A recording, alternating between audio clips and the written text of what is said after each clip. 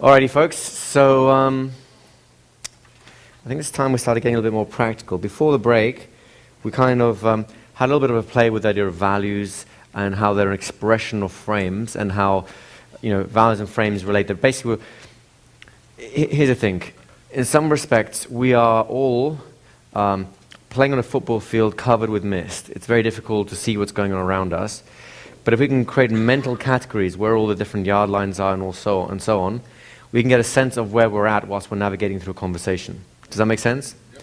It doesn't mean that we're absolutely right, and you have to be willing to be wrong. In other words, treat these things as experiments, as tests, and if your influence rises, that's great. You're in good shape. If you don't seem to be influencing them, consider that you've either missed something or misread something, and that way you become more influential with it. So what I want to do today is, or right now should I say, is to focus on the ideas we started playing with this morning and turn the ideas into practical exercises, something you can actually use, okay?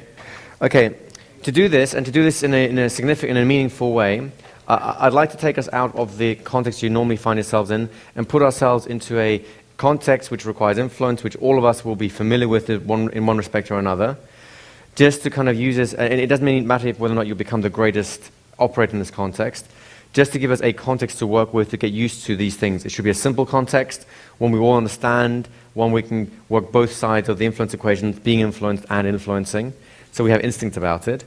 And then once we can navigate through these kinds of ideas in that context, we can start applying it to more practical context in terms of what you want to have influence in. Does that make sense? So the first context I want to play with is the idea of a sort of car showroom, people coming in to buy a car. You're going to sell someone a car, essentially, right? Now, I'm not interested in the sales process. In other words, whether or not you sell a car at the end of this, the person buys it, and it's like, wow, whatever car you drive, I want one too. That is absolutely unimportant for what we're doing. I hope there's nobody here who actually sells cars for a living, is that correct? You actually sell cars for a living? Well, you might enjoy this in that case. The idea, though, is to get a little bit away from what you do for a living so that you can experiment with the flow of ideas a bit more. Make sense? What I'd like you to do is get into probably pairs. Let's do this in pairs. Get into pairs, and one of you is going to be the showroom salesperson, the other person's coming in to buy a car, right? We're going to take this in several steps, so please go both ways and we'll come back, we'll talk a little bit about it, and we'll have the next step and so on, right? The first step, as in any influential interaction, is you have to establish the ground rules, right? Basically, do you want to have rapport or not? I would recommend that you go for the rapport route, but if you want to go for the novel version, then make them hate you and buy the car anyway. Works right with vengeance people anyway, maybe, I don't know. The idea here is, though, so you're already starting to use all your behaviors. Remember the hypnotic rapport, the eyebrow flash, the slight mirroring, the inner smile, all those sort of things. So you start off at that level.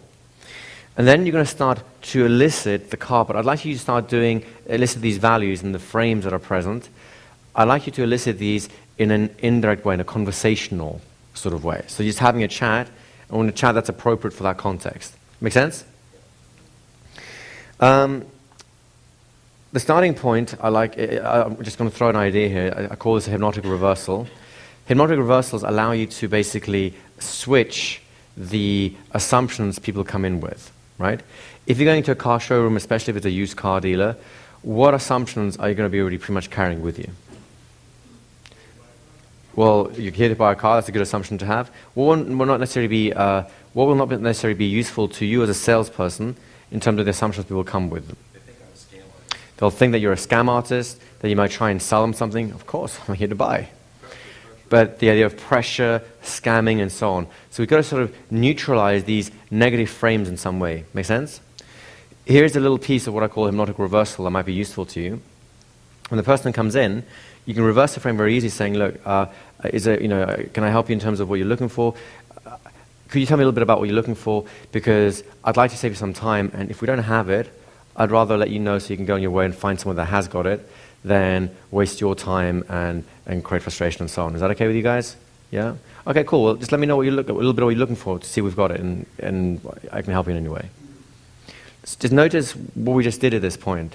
I've indirectly acknowledged the fear of pressure, the fear of being sold something they don't want, the fear that I'm going to make them buy something that may not be useful to them.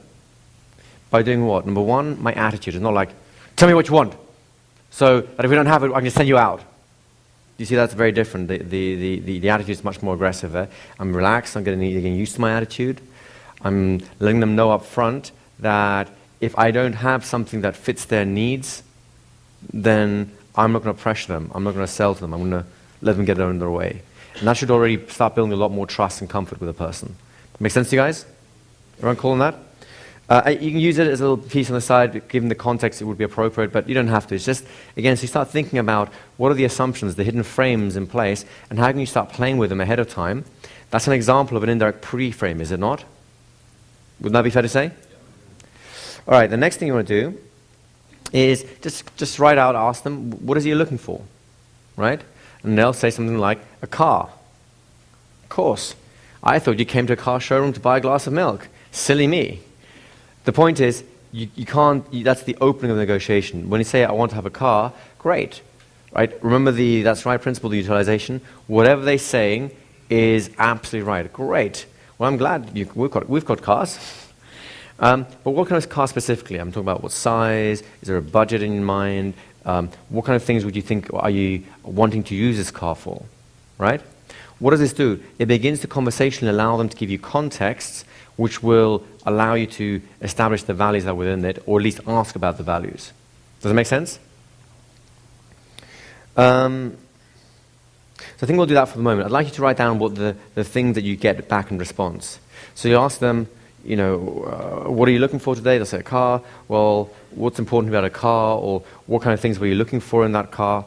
There are different ways of phrasing this. People may sometimes, and feel free to play this if you don't, it's like, I don't really know. Sometimes they don't know what they want. They just know they need a new car, right? If that happens, you'll still be able to get values because they'll still be motivated to come to your showroom, right? So you still have a set of values, it's just they're more unconscious. So you can ask them, all right, that's fine, no worries. I mean, let me ask you guys, how might you start establishing their values and, importantly, their drivers from a statement when you say, well, what are you looking for? Well, I'm not sure. What kind of things can you ask? Go ahead, Mickey. You have a family. How many people do you got driving around this thing? So do you have a family? How many people drive around this thing? So what is he trying to do right now? He's establishing a context of use, isn't he? Right? So how about going straight forward and saying, so where do you plan to use it? Is it with you might give them hints, like is it with your family? Is this for work? Is this for business? Is this just to relax as a pleasure vehicle? What kind of things? Now, of course, those of you who are a little sneaky here, I hope it's all of you, will start to observe their behavior, right? If you say, you know, is it for your family? Is it for work? Is it just to relax in and cruise around? Or is it something else? Any ideas which one that might be? Right?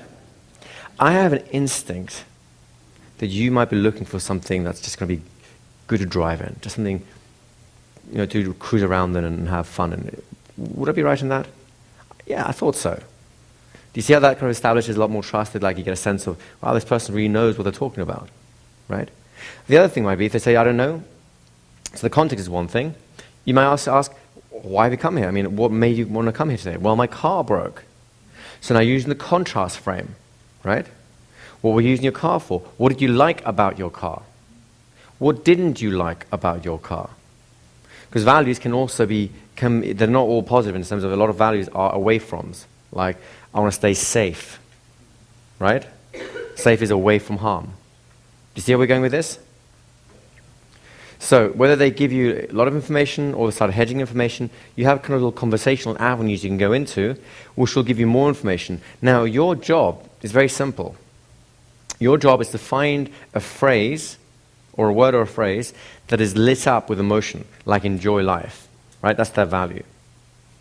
The other thing you want to ask yourself is, and start jotting these down, you have your list of 16 drivers. Just start asking yourself, what does it seem to me that this person might be driven by in relation to buying a car? Does that make sense? That might be expressed in terms of enjoying life, it might be expressed in terms of safety and so on, but what is it that they're actually being driven by in terms of what they're looking for in a vehicle? That'll be more of their hidden needs at that point. Make sense?